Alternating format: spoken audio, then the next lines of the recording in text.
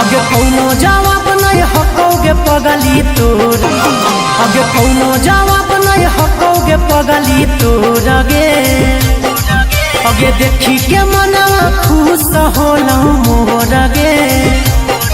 अगे कौनो कि न रहो है जींस टॉप लुकावे में आज कल के लाई कि न रहो है जींस टॉप लुकावे में तोरा में खूबी हको तोरा रूपावा में निमन लागो ही हरियर सुतावा में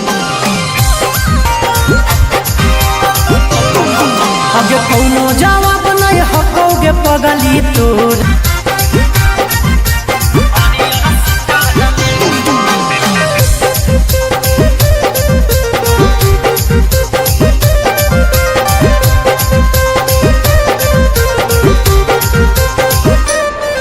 अगे तोरे हको बोला भाला गे छौड़ी और हलई कना हाला गे छौड़ी गोरे गोरे तोरा लीला रहा